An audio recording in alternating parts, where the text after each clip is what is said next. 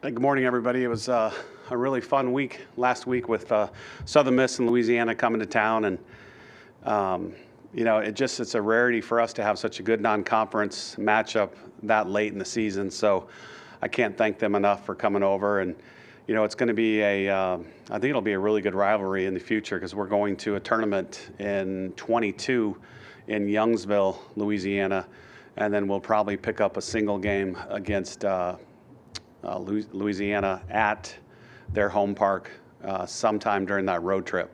So we're looking forward to going down to Cajun Country next year, and hopefully it'll be the start of a continuing rivalry because Lafayette's a great city to visit, and obviously if you've been there, you know how good the food is. So looking forward to that. And then almost I'd say 80% of our kids are done now with finals.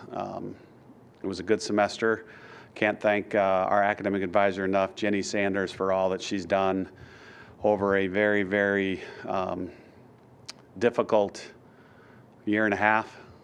She's always been the one that's kept everybody on track, and she does a terrific job. So thanks to Jenny and everybody over at Bill Battle Academic Center.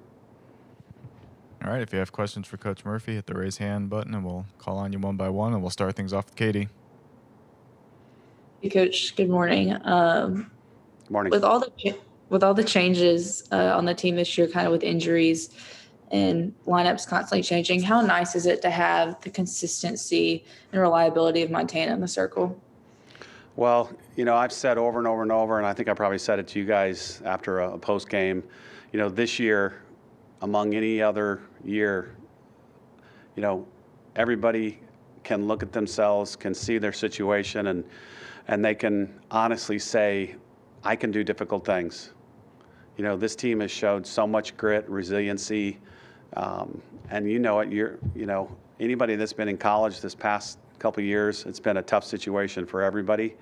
And you can look back and you can honestly say, you're resilient, you have grit, so you can do difficult things in your future. And the same with our young ladies. And Montana is just, she's been the rock.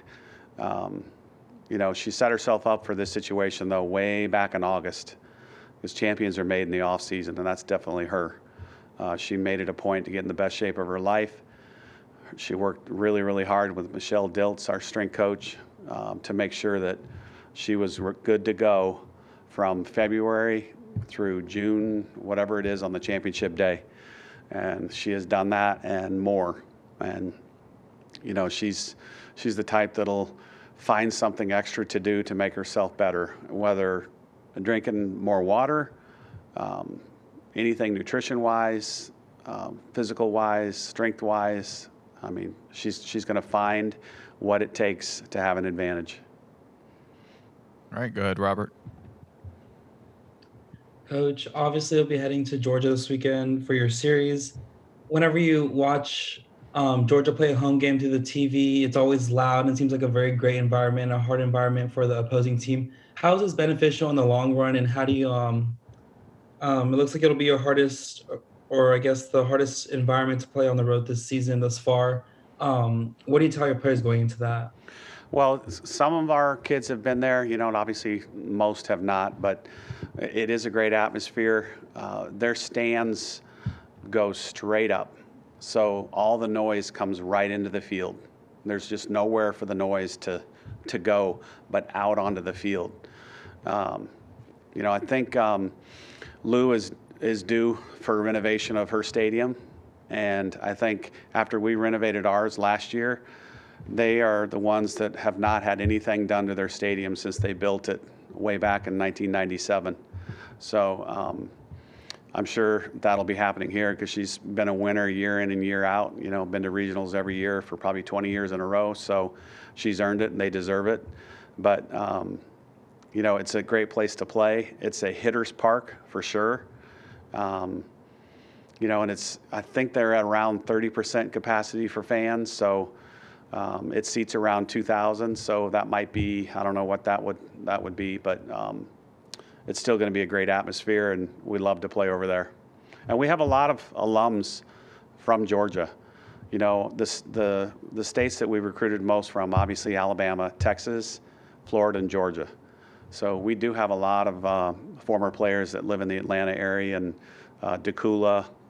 So a lot of them are over there. All right, go back to Katie. Kind of building off Robert's question about playing at Georgia. Obviously, they beat number 1 Oklahoma at home a couple weeks ago. What does that kind of speak about the depth of the SEC, and then how does playing in such a strong conference prepare y'all for postseason? Yeah, I texted Lou and Tony that night and said congrats. That was a great win, and that was typical Georgia softball. I mean, it was back and forth. It looked like Georgia had it, and Oklahoma gets a hit, and then they never ever quit, and that's been the theme of a Lou Harris-Champer coach team, for the past 20 years. They just do not quit, so we have to keep playing as well. It was great for our conference. I think Georgia was either 8th or 9th at the time in the SEC, and for them to knock off Oklahoma and give them the first loss, it says a lot about our league. So just a big win for her, their team, their program, but also for the SEC. All right, go ahead, Robert. Coach, how has the defensive practice been like this week? Any new drills you're adding this week? We just been, I thought Taylor and Savannah and Maddie has just been terrific the last since we played Florida. She's been rock solid at third base. Savannah and both Taylor made really good plays this weekend against Louisiana, against Southern Miss. And now it's kind of in that time of the season where we do more situational things on defense and put runners on and really make them think. That was probably one of the negatives. I think it was Saturday against Louisiana where our decision making wasn't quick enough. They were a little late on their decision. It turned out to be pretty good decisions, but by the time they got the ball to the base, the runner had beat the ball. So we do a drill where we say medium or fast runners, and then the defense has to play in terms of, okay, this is a fast person. I have to go really, really fast with my throw, with my footwork, whatever. Or if you have time, So it's fun for everybody, and then we do the same thing with the outfield. So we put runners on base. We give them inning and score, how many outs. They really like like it's the bottom of the 7th. There's 2 outs. There's a runner at second. Alabama's up 2-1, and they have to make a do or die throw to the plate. And if she's out, we win. If she's safe, it's a tie ball game. So outfielders get maybe 3 opportunities to do that in a season, and usually all 3 of those are like the biggest situations of the year. Like to win or lose a game or something like that. So it's a great play for an outfielder, and that's why it's called a do or die. All right, Robert, do you have another one? Yes. Coach, like yourself, Coach Lou Harris-Champer has coached in the SEC for quite a while. What is your guys' relationship like? What have you learned from her? What has she learned from you? Well, she's been, consistent as a winner year in and year out. It's always, a tough team to play. They play hard. They're always a good hitting team. She did a clinic one time, probably 15, 18 years ago, and I was lucky enough to be there. And I learned a ton from her. And I think after that, she quit doing them because I learned too much from her, and, it helped us. But very knowledgeable. Just her team plays just like her, gritty, competitive, never give up. So it's been fun to play against them.